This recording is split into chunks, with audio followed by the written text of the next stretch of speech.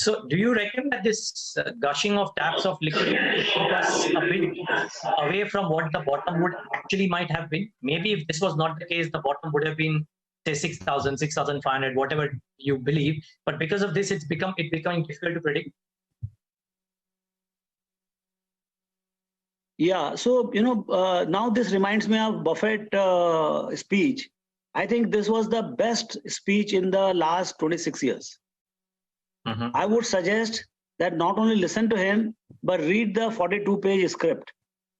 He has gone out of way to present those slides about the history of America and history of US markets.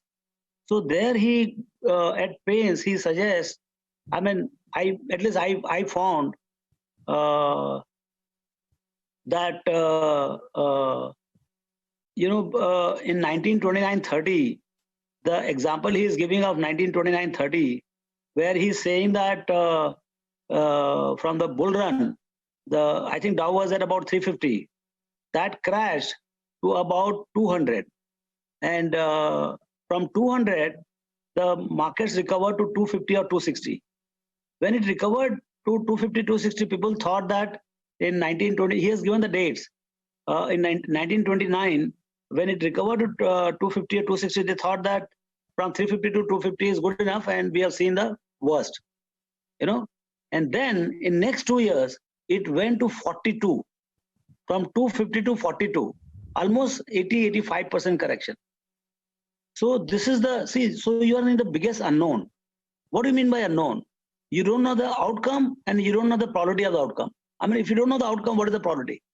So actually, we are all walking in the dark jungle. We don't know where is the way, which way it is going, where are the lights, and what will be how long we are in the jungle. Are we in for 12 months? Are we in for 24 months? And in what shape we will come out of? One thing is for sure, this humanity will come out. That nobody has any doubts. But in what shape you will come out, that nobody knows. And how much damages will be there to each and every business, what authorities will do, so that nobody knows. So that's the kind of uncertain thing. And he's saying that when we are in the biggest unknown, don't try to leave your liquidity, because everybody is worried to ask him, why are you not buying? Why are you not using a $135 billion of your cash holding when it is earning nothing? Why you're not buying? So he's saying probably that is also not sufficient. Right. In fact, I would like to have some more liquidity on my side. And so much so, forget about buying the outside stock. He's saying that I don't want to buy my own stock. What he was buying in January, February at 30% higher price, he's not buying his own stock 30% lower. So he's become so cautious. Maybe his age. See, he's 90 years old. You can't take away the age from him, howsoever rich he is.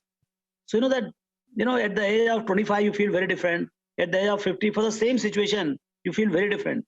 At the age of 90, what is there to look forward to? So, the pessimism and the fear is a lot more.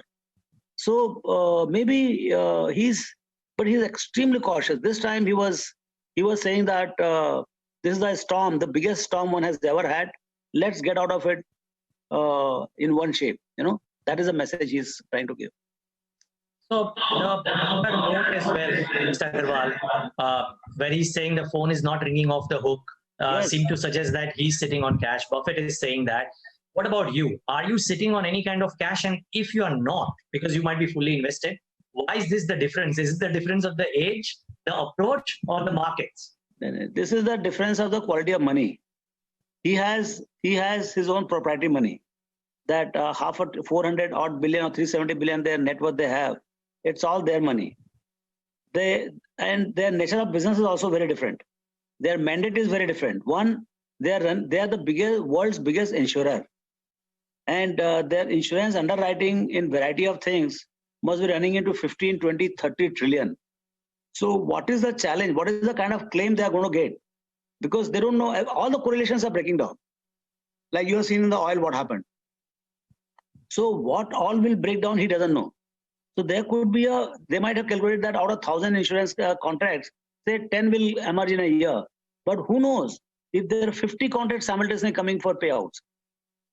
So that is his compulsion to sit on the cash.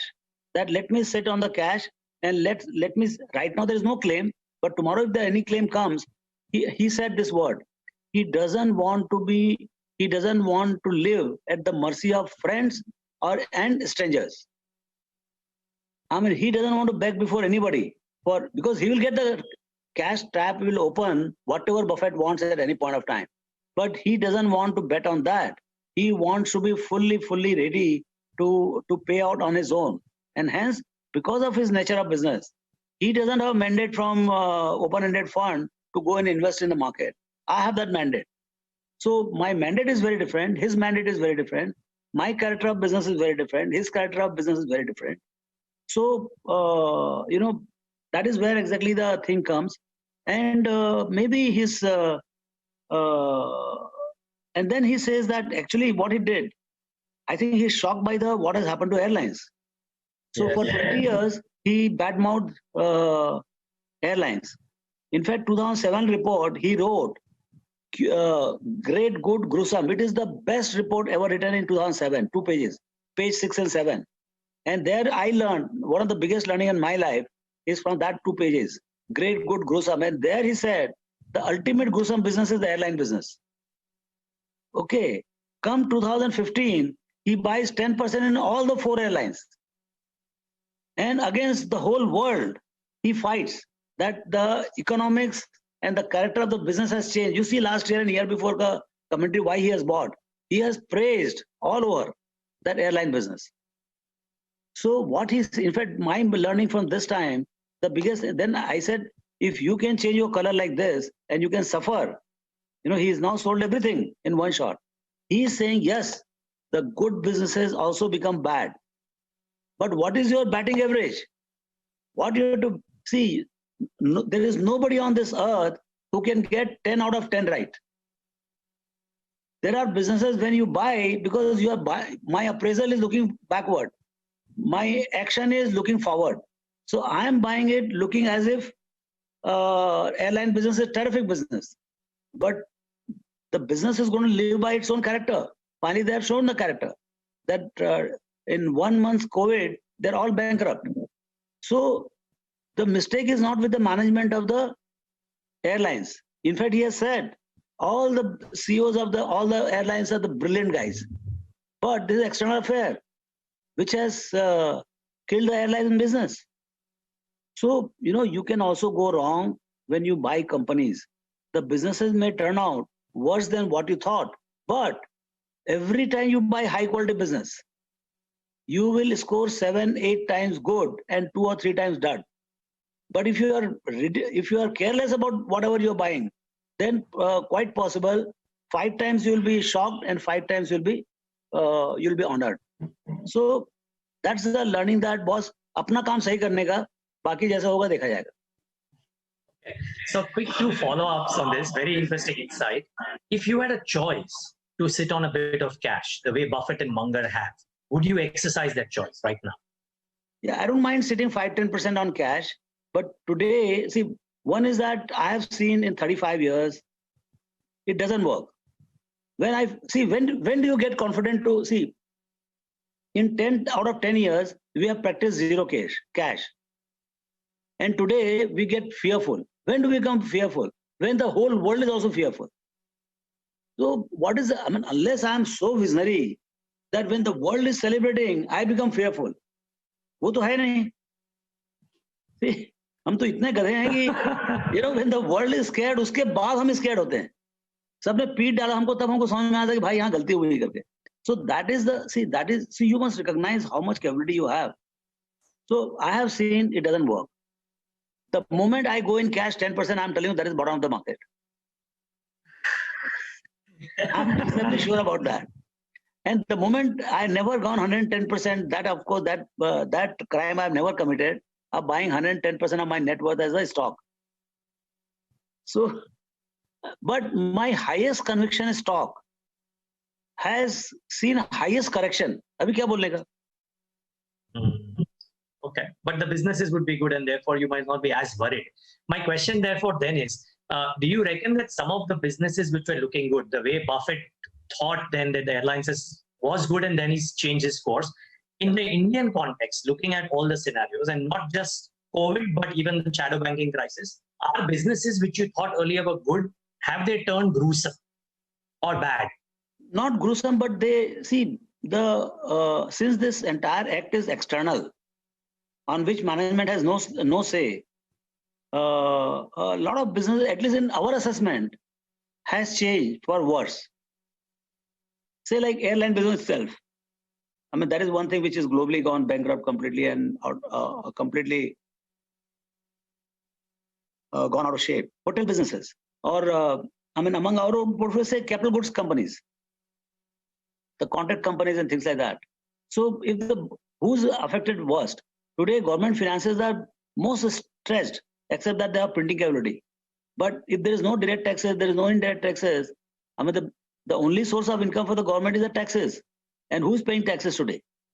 So the expenses are more than 100%. Income is literally 70-80% down. So what do you do? So so my sense is that capital expenditure from private sector, because capacity utilization will come down. In any case, incremental capex is not required for a few years. Governments will also be constrained to put out money for infrastructure and all. So all the project execution, whatever has been awarded, will also go slow down. So for no fault of the companies today, I mean, I would say those companies will be, I mean, impacted negatively, or it will, the positive feel which we had 1 year back, that is gone. So, there will be reassessment of a lot of these companies. Another thing in this Buffett seminar was that he said, we have not reduced from 10% to 5% and 7%. We have cleaned up 100% the entire, all the 4 companies. Because so when we have changed the view, we have changed it 100%. There is no point in doing this 70%, 60%. So that is another message. That clean up your portfolio, don't be messy. Yeah, that's true. So when you change the view, so that process is on, where you are selling one. Say like another thing, we are realizing that among the lenders, see, 30% of the index is banks. And that was the biggest winners in last 3-4 years. And now biggest impact of all the sectors is going to be on the banks. Because banks are the same bank is lending to good business as well as bad business. So good businesses will honor, but bad business will become very bad. And not so bad will become very bad. So the stress is going to be in all the lenders. As the COVID becomes longer and longer, the probability of survival of not so good businesses is going to be tough. Good ones will survive. And what will happen is that whosoever doesn't survive, that business will be shifted to the good ones. So that, what is going to happen is that when the economy is working at 70% capacity, so if everybody is break even at 70%, somebody has to give up. And the ones who are weak, those who cannot put up the working capital, they cannot put up the logistics, they cannot put up the IT, they cannot put up with the labor, that those companies will put down the shutter, and that 10-20% of that portion of the business will be locked into the good companies' business, so that the good companies can operate at 90% and the bad businesses will become 0. And that's how the market share shift will happen, and the good will become, and winner takes it all kind of situation, where the good companies will be winning and bad companies will be putting down the shutter as the COVID prolongs. And that's what market will keep doing. Market will keep becoming more and more, narrow, polarized. Yeah. Okay. So actually, I have a quick follow-up, Mr. Agarwal. I'm guessing you are referring to financials. The market is obsessed with the weightage of financials coming down. What I'm trying to get is that all this while that we've interacted, you've said that the share of the PSU banks will move to private banks and they benefited. Now, are you saying that the share of the weaker hands will move to the stronger private banks or private financials? And part 2 of my question, therefore, is even though this is happening, would these banks also get hit in the near term, which is 6 to 9 months to 12 months because of asset quality issues that may come up, and could that bring the prices lower from where they are right now? Is it possible to predict that? You see, directionally, I'm very clear that it is going to remain weak. the bottom will be made by financials, and the biggest gain from the bottom will be in financials. That is the story of all the what you call big debacle in the market. They are heart of the economy. You cannot live without them, and yet they're the guys who are hurt deeply, and nobody knows in what shape they will come out. RBI, government, everybody will try to safeguard them. But you and me, another thing Buffett said in this, see, there are a lot of these things were there. That's why when you read the script, you get to see this.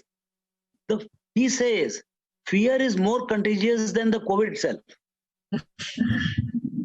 He has used that. I think he said, Peter Popper or some, like in front of fear, COVID is like no comparison, he says. He used some fantastic thing, American slang, which I didn't get. But he's saying the fear is more bigger damage than the COVID itself. You can learn to live with COVID, but not with the fear. One more thing that he said. I mean, I was awake for a while I was listening to him. So when he was questioned about why Berkshire Hathaway is not buying stocks, he said that we've not done any kind of buying because we do not see anything that attractive to do, or it may change very quickly. Now I draw back our attention to our markets, Mr. Agarwal, and you had said back, and as I said at the start of the interaction, that who knows, 7,700 may be a bottom. My question is not about trying to figure out what the bottom is. My question is, are you currently not as overweight equities as you have been in the past? And what will make you change your stance? Would it be vaccine? Would it be something else? Would it be earnings coming back? Or would it be economies opening up in full throttle? What will make you change your stance from whatever it is right now? So first your stance currently, and then what will make you change it?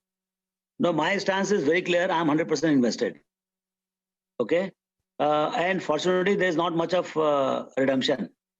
So clearly, we have as much money our clients have given that is there, and they have been very kind.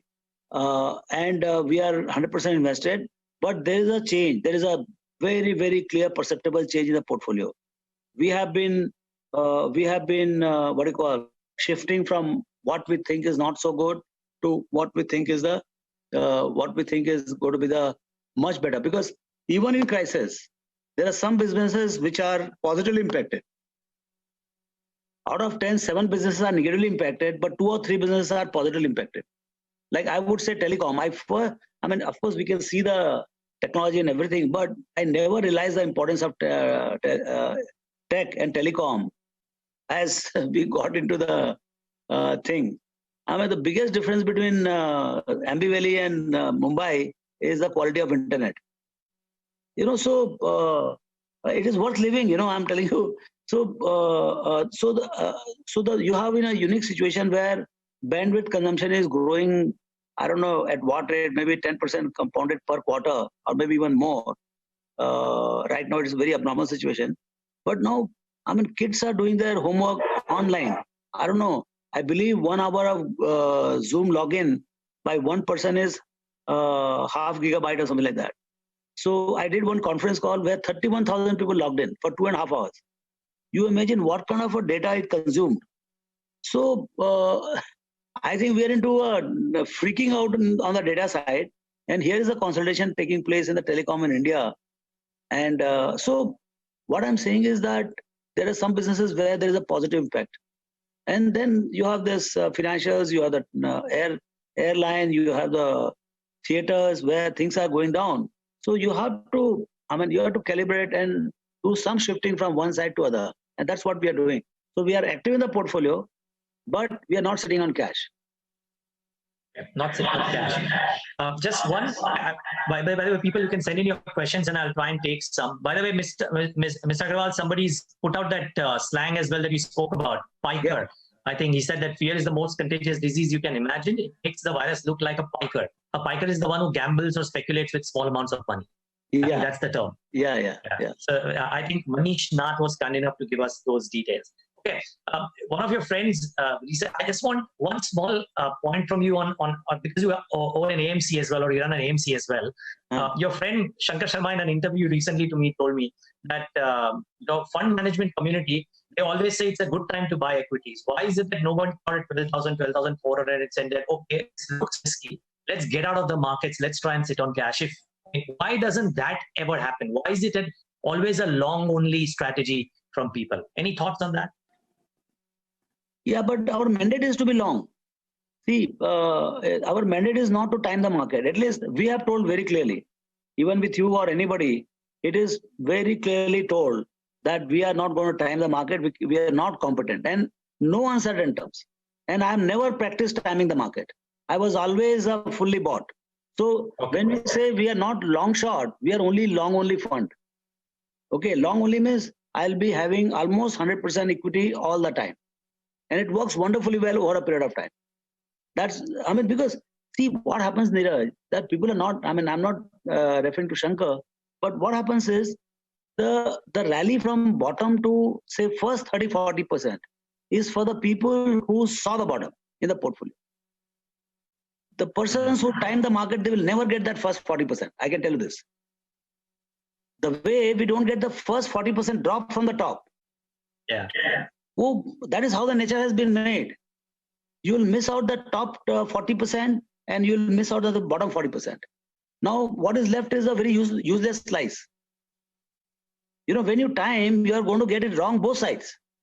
You're not going to see, you're not going to get, I have not come across anybody so far who sold at the top and bought it at the bottom.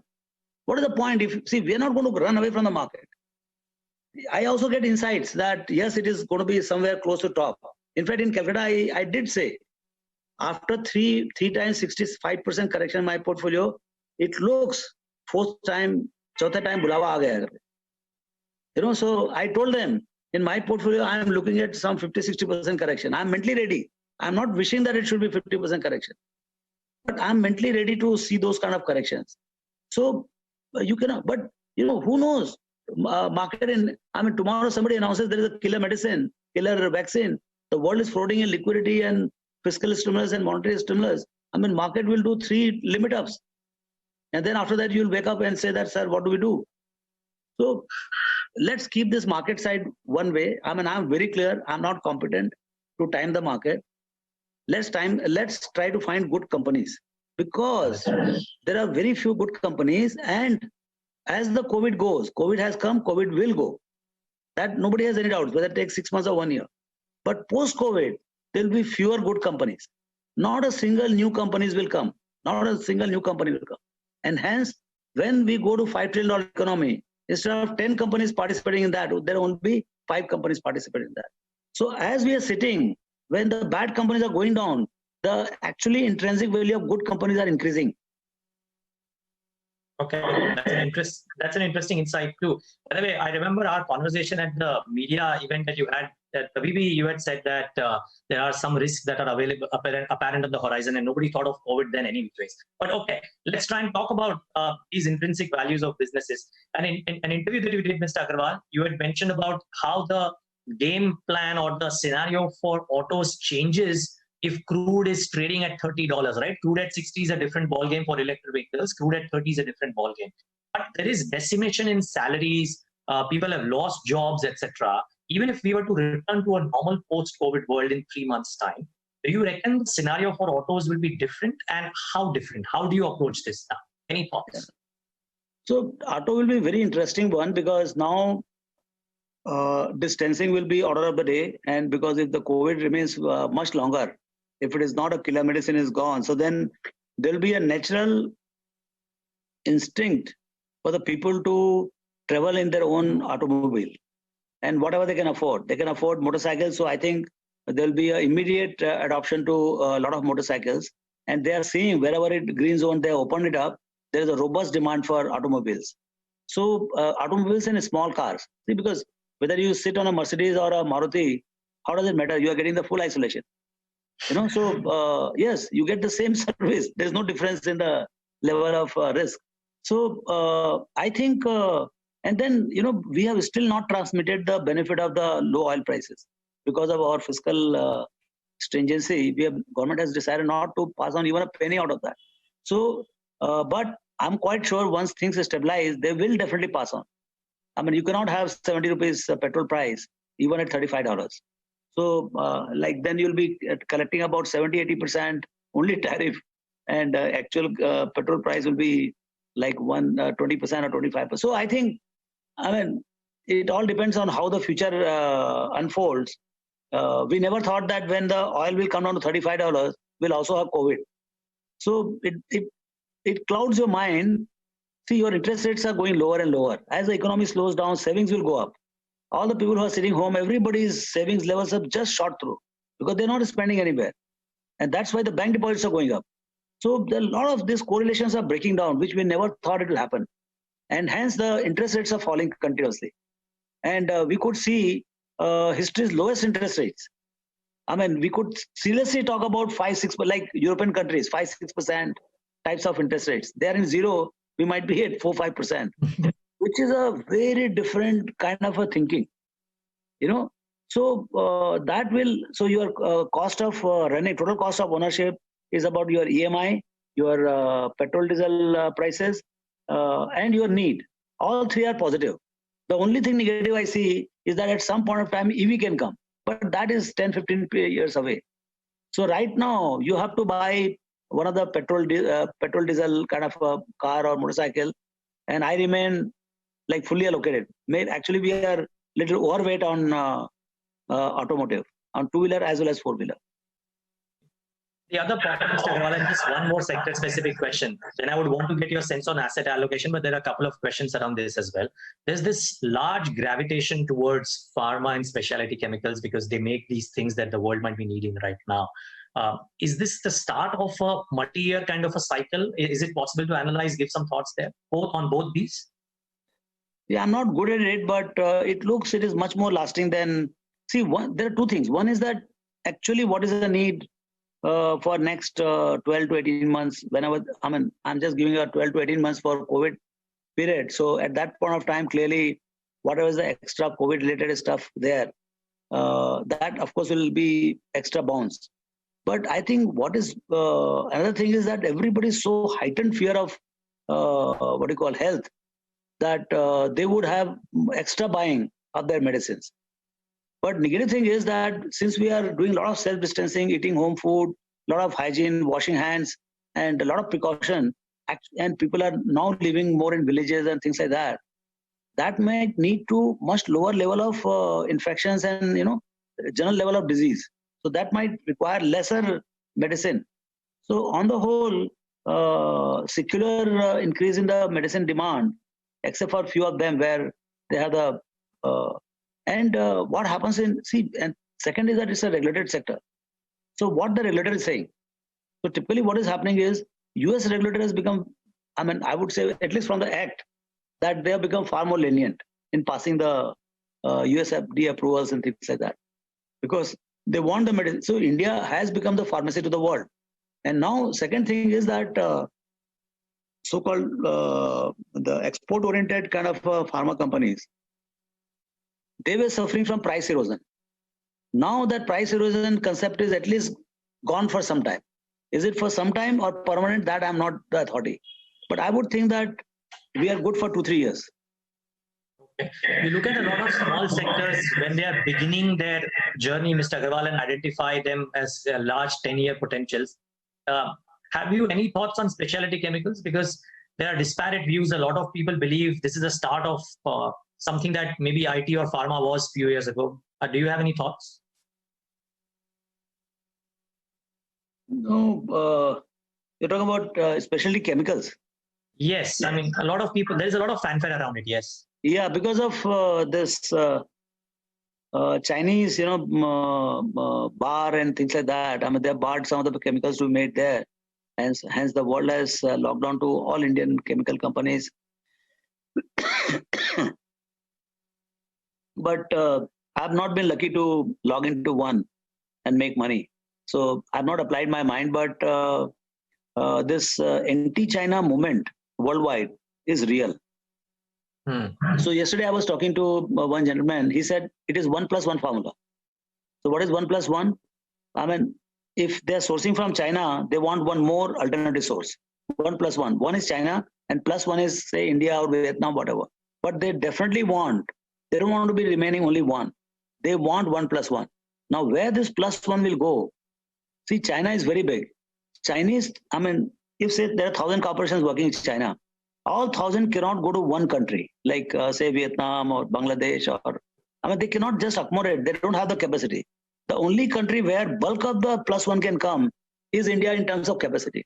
So eventually, this benefit was there in the past, but now the corporations are pushed to come to India not at the lowest cost, even at little higher price, 5%, 10% higher price. People are willing to look at +1 as India sourcing. And India is, this time he was telling me that Indians have gone very organized way, and I believe CIA and government authorities, they have chosen 1,500 global corporations to make one-on-one representation about this. So they are going about very seriously, and the businesses where this will happen far more easily are the businesses where they have done already 10-20%. So there is no zero date or anything like that. There is no teething trouble. Already you are buying, say, 10,000 tons from here. Scaling up to 100,000 tons is easiest because your client has already tried your services, your logistics and everything. It's just scaling up. That will happen far more faster, I would think. Okay. What is Ramdev Agarwal, the perennial equities bullish man, thinking about asset allocation right now? I mean, for your funds, you have a mandate to be invested. That's fine. But and I know one size doesn't fit all. So viewers, you have to take this with a pinch of salt. Mr. Agarwal's strategy might not be one shoe size fit all. But what is your thoughts, Mr. Agarwal? Gold. I'm sure you've not looked at Bitcoin, so I'll avoid that. But gold, real estate, cash, fixed income, equities. Any thoughts? In fact, if anything is emerging as winner right now, despite all the trouble, I think one is the return, second is the liquidity. I mean, even debt has given a little surprise, nasty surprise. So, but you cannot displace the role of debt, because role of debt typically, at least in India, the way I understand, is that it's a capital guaranteed, and you get 2 to 3% higher than the inflation. So it basically protects your current value of your wealth well into the future. Say you make, say inflation is 5%, you make about 6-7% on that. You are basically protected from the decline of value, underlying value from inflation. So it's a wealth preserver. So I would think that still debt and equity are the main categories for allocation. Gold is just a fancy stuff you can put. I'm surprised by the performance of gold. And a lot of people are very bullish that China will buy, this guy will buy, that guy will buy. But fundamentally, that asset doesn't produce anything. That's right. That Buffett call, that was, there are only two types of assets in the world. One which produces something, and one which doesn't produce anything. So gold falls in that, which doesn't produce. Boss, every company is producing 20-25% ROE every year after year. I will go to that. It is giving me on my 100 crores capital employed 25 crores profit. Should I go to that particular machine, or should I go to a machine where I have to put another percentage just to keep it in safe custody? So, to that extent. But of course, it has many more other qualities in terms of people's belief about the gold. So, and now there is a gold certificate available from Government of India. So you can buy at 2.5% kind of yield, as much gold you want. So it's actually emerging in India as a good asset class. I think newer asset class, I would say, is the diversifying globally in equities. So you can buy NASDAQ, you can buy S&P 500 US in India through ETFs. So that looks to be, because if you want to buy technology, the global technology, because Indian companies are not technology companies. Indian companies are technology services companies. But true technology like a Zoom, like a Microsoft, like a Google, that you can buy only in NASDAQ. So putting some money out there, though they are almost at all-time high, that shows a very strength even in this kind of uncertain time. They are closer to the highs than lows. So I would think that we should start learning to diversify there within the equity. Say if you have 50% debt, 50% equity, in 50% equity, at least 10-15%, you should start thinking of, getting into S&P 500 or NASDAQ ETF. I would prefer NASDAQ because that gives me a very clearly global technology, high growth companies, option which is simply not there as an equivalent here. So that's how broadly I would look at my asset allocation. But role of debt remains in the sense that the portion which I don't want to take risk in, because risk, see, one of the biggest learning for me now is what is the risk? What is the definition of risk? And we all, the fund managers and the entrepreneurs, we are nothing but risk managers. Risk stops here, and risk will find you somewhere, and risk will come in a completely unannounced way. Who the hell knew on 1/1/2020 that COVID is going to kill you, all of us? COVID is going to be literally stampeding, steamrolling the entire global economy. So, and just 4 months, still it is 4 months. 4 months back, no economists, nobody told us this. And today we are facing this music. So what I'm saying, the risk will come. So we have to protect ourselves from all kinds of risk. So we have to be extremely judicious. And risk is actually sitting on our head right now. It is no more expectation. We can say that this vaccine is coming, that vaccine is coming, but show is still on. Yeah. So yeah, that's true. Yeah, so we have to be extremely careful in managing our risk. One last question, Mr. Agarwal, and I don't know if you have an answer or any serious thought to what could real estate do, commercial, residential prices, etc. If you have, then great. If not, can I end this session with asking you about what do you think would be the leaders of the next bull run? Everybody says the leaders of the past bull run are never the same. Whenever this bull run starts, what is your thought there? So, see, my sense is that tech and telecom, particularly telecom in India, not so much tech in the sense that we don't have that fancy tech product companies and things like that. But I think telecom and tech, and pharma, these are the segments which will, depending on the underlying company's performance and what COVID does for them, I would think that could be one leader. But ultimately, these are not the segments which can take 30-40% of the total market cap. You have to also see where the market can be very, very large. That's called real leadership.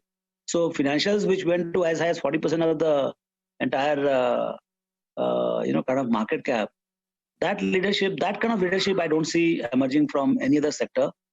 But financials themselves will first give up the position. Maybe it will come down from say 40% to 25% or 20%, whatever. I don't know where the bottom is. But again, I would say that will be the most exciting segment to make money. That's my sense. Okay. Well, we'll wrap up this session because we have going for the next session. There are a lot of questions. I've tried to answer some of them. There are some stock specific questions which I obviously can't ask Mr. Agarwal, so we'll leave that out.